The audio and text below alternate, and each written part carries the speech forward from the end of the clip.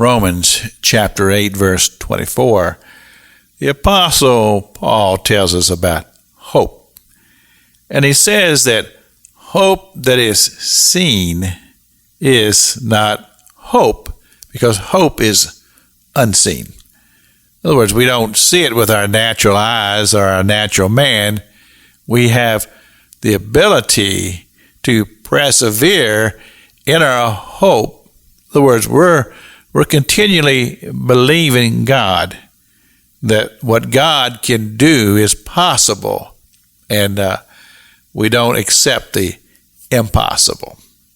So now, he talks about dealing with the infirmities of the natural man and how that we are able to persevere to enter into that spiritual realm to where we believe God is and God exists and that He is Lord of all.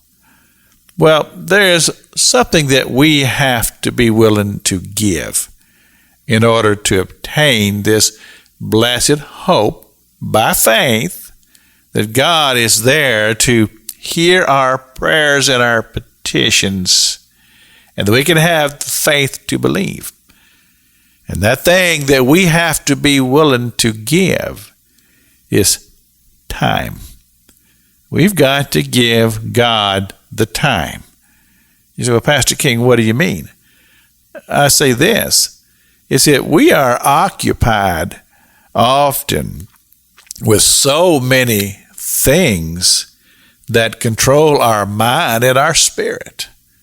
And the very reality that we would cut out some time and say, God, this is for you, so that I may enter into a spiritual conversation with you.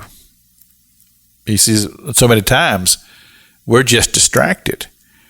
And oftentimes, even when we're going through a trouble or a trial in our lives, we busy ourselves to the point to where the very thought of just stopping what you're doing and just saying, God, I'm just going to spend this time in your presence.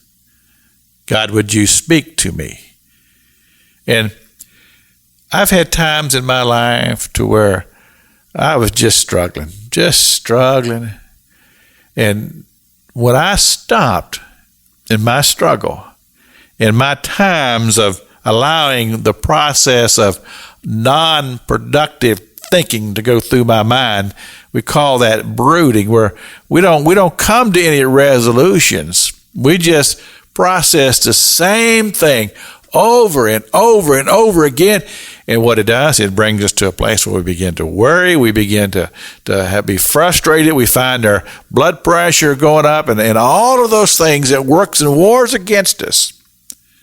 When all the time, God would just be saying simply, would you just sit down for a little bit and just let me talk to you? And you talk to me, and let's share our hearts.